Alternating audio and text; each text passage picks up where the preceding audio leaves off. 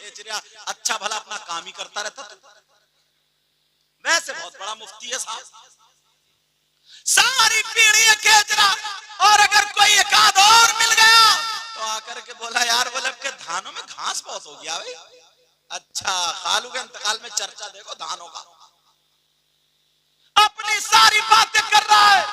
यहां तक के ये सारी चीजें थी, लेकिन एक मर्तबा कलमा नहीं पढ़ा, एक मर्तबा कुछ भी नहीं, दुरूद भी नहीं पढ़ा। ये हालात हो गए मुसलमान के। अरे क्यों गया था तू? जैसे ही जनाजा तैयार होके आया, बीड़ी फेंकी एक तरफ को, हाथ झाड़े, जनाजे के साथ चलता चला। आपकी ये बस्ती जिसका नाम ककराली है, यही नाम है ना? अभी इस वक्त अक्सर गांवों में आपने देखा होगा, सुना होगा, किसी गांव का नाम जो होता है, उस गांव में कोई विधायक हो तो उस विधायक के नाम से होता है। अच्छा, उस गांव के जिसमें फला विधायक रहते, कोई मंत्री हो तो अच्छा वो गांव जिसमें मंत्री, कोई पहलवान हो तो उनके नाम से, कोई बहुत बड़े डकैत हो तो उनके नाम से, कोई बहुत बड़े नेता हो। मगर तुम्हें अल्लाह का शुक्र अदा करना चाहिए, और पता नहीं कहां कौन से खेत में अल्लाह ताला गुलाब का पौधा उगा दे। तुम्हारी इस बस्ती का नाम जो जुड़ता है, आज इश्तिहारों में आप देखिए, पूरे हिंदुस्तान में ये भाई लोग जो एक सोशल मीडिया से जुड़े हुए हैं, वर्क कर रहे हैं, इन पे देखिए मोबाइलों में, तो जिनका नाम खतीब हिंदुस्तान हजरत अल्लामा मौलाना नाजिम रजा जो आता है, वो इसी बस्ती के। इस बस्ती को लोगों ने देखा नहीं है मगर नाम जरूर सुना है। तो ये खुशकिस्मती, अगर तुम्हारी बस्ती का नाम जुड़ा तो अल्लाह और रसूल का जिक्र करने वाला, पैगाम देने वाला उसके नाम से जुड़ा है। बोलो ये खुशी की बात है कि नहीं? अल्हम्दुलिल्लाह। आप भी अपने बच्चों को पढ़ाओ। पता नहीं कौन, अभी छोटा बच्चा खेल रहा था, मगर पता नहीं कौन मुफ्ती बने, कौन आलिम बने, कौन मुकर्रिर बने, कौन शायर बने। समझ में आ रही है बात? बहरहाल अल्लाह ताला मुझे भी अमल की तौफीक अता फरमाए, आपको भी। मैंने एक आयत पढ़ी है, और इंशाअल्लाह क्योंकि ये जो प्रोग्राम है ये ईसाले सवाब के लिए है, तो इसी के ताल्लुक से कुछ आज बोलना चाहता हूं। अल्लाह तबारक व तआला का इरशाद है, बिस्मिल्लाहिर रहमानिर रहीम, मिन्हा खलक़नाकुम व फीहा नुईदुकुम व मिन्हा नुखरिजुकुम तारतन उखरा। 3 सांसों में मैंने ये आयत पढ़ी। ये कुरान की आयत तो है ही है, मगर मुर्दे को मिट्टी देने की सूरत भी यही है। कितनी मुट्ठी मिट्टी दी जाती है जब दफन के? 3। आपको हो सकता है बहुत सारों को मालूम हो, कुछ को मालूम भी नहीं। ऐसी चीजें इंसान याद नहीं करता। फोकट का मुफ्ती बनता, फोकट का, बिल्कुल फ्री मुफ्ती। चौराहे पे खड़े होकर कितनी बुराई करा लो, चौराहे पे खड़े होकर के ऐसी ऐसी बातें निकाले कि मत पूछो। अगर किसी मुसलमान भाई को दफनाना है, कब्र में चला गया, अब मिट्टी देना है, तो उसका तरीका यही है, जनाबे वाला एक मुट्ठी मिट्टी उठाए और पढ़ ले, मिन्हा खलक़नाकुम, डाल दे। दूसरी मुट्ठी मिट्टी उठाए और उठाने के बाद फिर पढ़े, व फफीहा नुईदुकुम, ये भी उठा करके डाल दे। तीसरी मर्तबा मिट्टी उठाए तो पड़े, वफीहा नुईदुकुम हो गई, वमिनहा नुखरिजुकुम तारतन उखरा, उठा करके डाल दे। तो ये मुर्दे को मिट्टी देने की दुआ याद हो गई। अब पता चल गया, बोलो याद करोगे या खाली ऐसे ही मोबाइलों में शॉट आ रहे हैं तो कई कई घंटे उसी में गुजार देता। कभी नाच आ रहा तो कभी गाना आ रहा तो कभी अच्छी बात है कभी बुरी बात है, घंटों इसी में गुजारता है। 50-50 साल की उम्र हो गई, वैसे नारा लगाएगा, सारे काम करेगा, मैं ये हूं मैं वो हूं, जमीन जोत लेता है, खेती काट लेता है, सारे काम कर लेता है, मगर अब्बा अम्मा को मिट्टी देने की दुआ अब तक याद नहीं। ये इस कौम के इल्म का आलम, मिट्टी देने की दुआ नहीं। कारी वसीम, अच्छा नाम नहीं लूंगा क्योंकि चैनल वाले कैच कर, कारी साहब से मुझे बहुत चाहते थे, उनके वालिद साहब का इंतकाल हो गया, बोले मैं सैयद साहब से नमाज जनाजा पढ़ाऊंगा। गर्मी का मौसम, मैं भी पहुंच गया।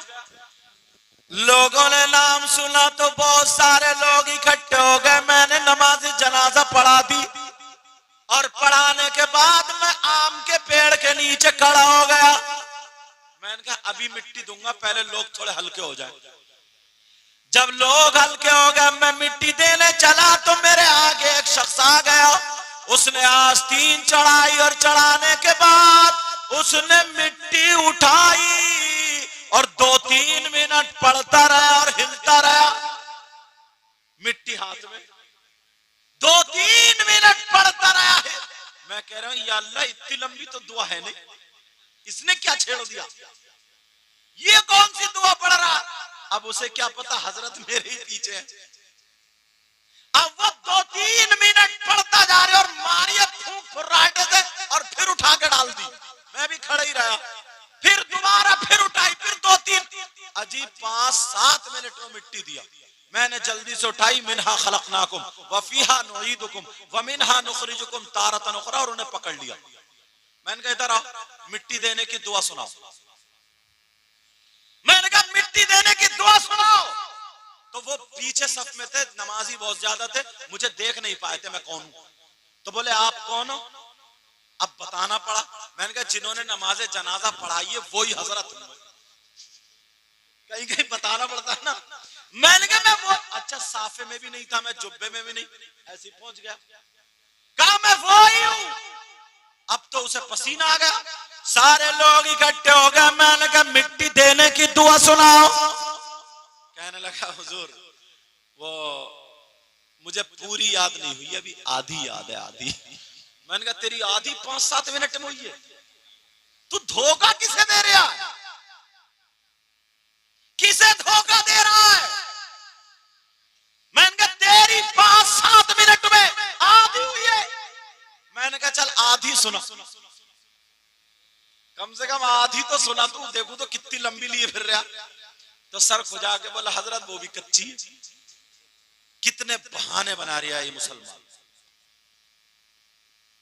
कितने बहाने बना रहा है ये इंसान।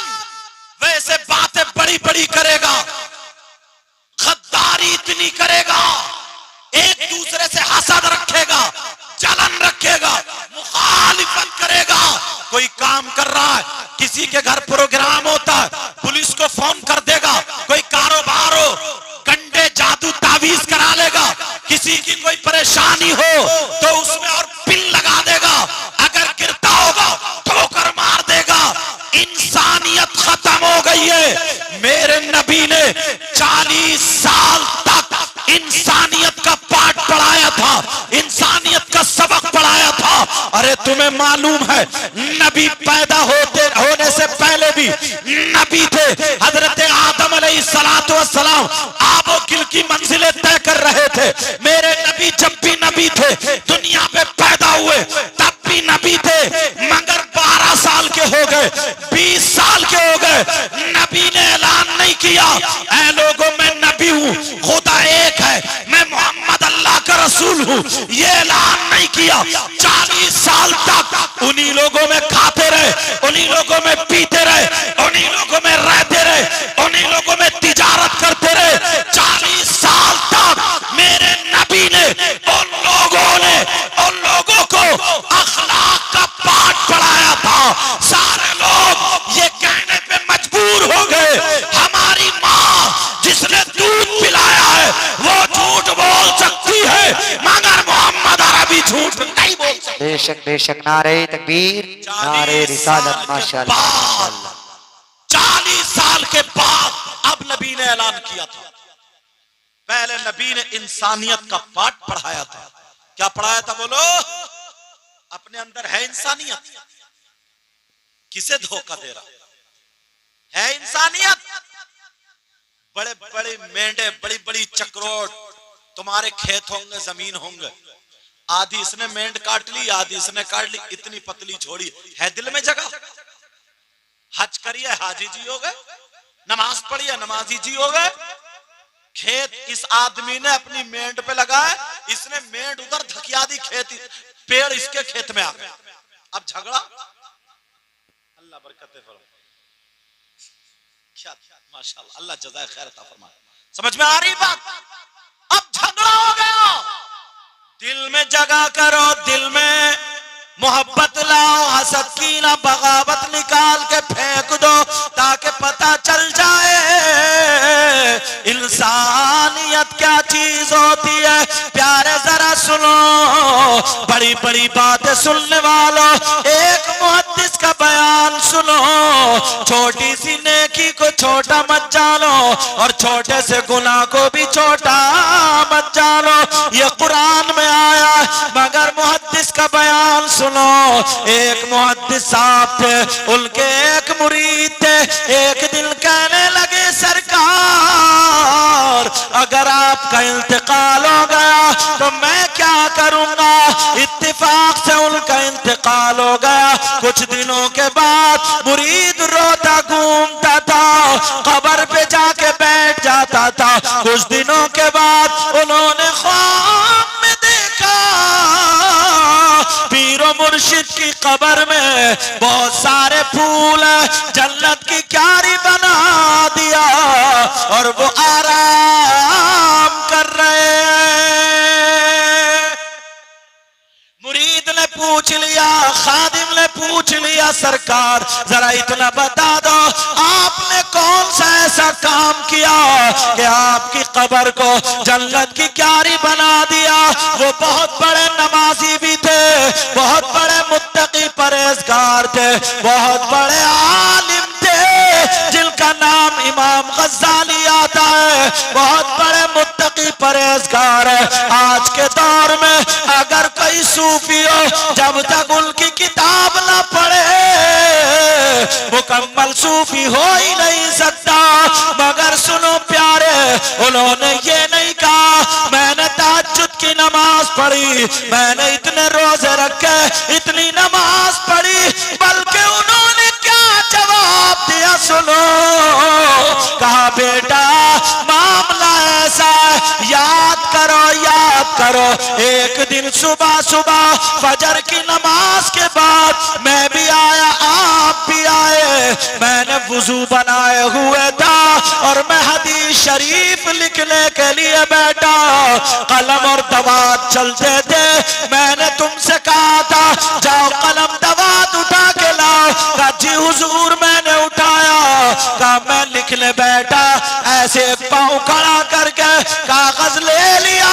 जब हदीस लिखने बैठा, रोशनाई की शीशी में जब मैंने अपना कलम डाला और जब कलम निकाला तो उस कलम की नोक पे एक मक्खी बैठ गई और वो रोशनाई पीने लगी, अपना पेट भरने लगी। मैंने उसके पेट पे लात नहीं मारी, अगर मैं चाहता तो उसे चुटकी मार के उड़ा देता, अगर मैं चाहता उसे झटका मार के उड़ा देता, अगर मैं चाहता तो उसे हिला के गिरा देता। मगर मैंने मैंने सोचा ओ अल्लाह के बंदे, ये भी तो अल्लाह की मखलूक है, इसको अल्लाह ने बनाया। अगर तुझे मक्खी बना देता और इसे इंसान बना देता, तू भूखा होता तो तू भी तो रोशनाई से पेट भरता। अगर कोई तेरे लात मार देता तो क्या होता? इनका दिल कांप गया, खौफ खुदा दिल में था, डर गए, कहने सोचने लगे और दिल में कहने लगे नहीं, मैं इस मक्खी को नहीं उड़ाऊंगा। आपने कलम रोक लिया, यहां तक के अपनी सांसें रोक ली ताकि कलम हिल ना जाए। वो मक्खी का पेट ही कितना सा होता है, उसने रोशनाई पी और उड़ के चली गई। इन्होंने अल्लाह का शुक्र अदा किया। वो मुहद्दिस कहने लगे सुनो बेटा, अल्लाह को मेरी यही अदा पसंद आ गई, उसने मेरी कब्र को जन्नत की क्यारी बना दिया।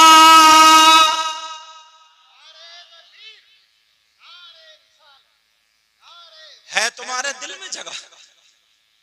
मक्खी को क्या पड़ोसियों को लाते मार रहा है? पड़ोसियों को क्या माँ बाप की नहीं सुनता? है दिल में जगह? बाद में आगे तकवे दिखाना, कम से कम इंसानियत तो लाओ, अपने अंदर इंसानियत तो दिखाओ। शरीयत मुस्तफा के आईने में जाकर के एक मर्तबा देख लो कि हमारे अंदर इंसानियत है कि नहीं। तुम्हारे यहाँ कोई प्रोग्राम हो, फंक्शन हो, लोग खाना खाते हैं तो थोड़े बहुत झूठन झाटन बची जाती है, कुछ चावल, रोटी के टुकड़े, गोश्त की बोटी वगैरह वगैरह, प्लेट साफ करके लोग एक तरफ को डाल देते हैं ताकि रिस्क है पांवों में ना आए। अदब के तौर पे एक तरफ, उसे अब कोई खाता नहीं है कोई भी। अब कुत्ते आ जाते हैं खाने के लिए, कुत्ते खाते हैं तो बात बुढ़े को देखो लठ लेकर कुत्तों को रफ्ता रहा, पत्थर मार रहा। क्यों खा रहा, क्यों मार रहा पत्थर? क्या तुम्हें खाना उसे? मेहमानों को खाना उसे? रिस्क अगर किसी के पेट में पड़ जाएगा तो क्या? रोटी बच जाए, सुखा के अपने जानवरों को खिला दो। रिस्क का अदब करो। कितने लोग हैं पत्थर मार रहे, बेचारे कुत्ते भूखे आ रहे, खा रहे, मगर तुम मार रहे हो। देखा कभी?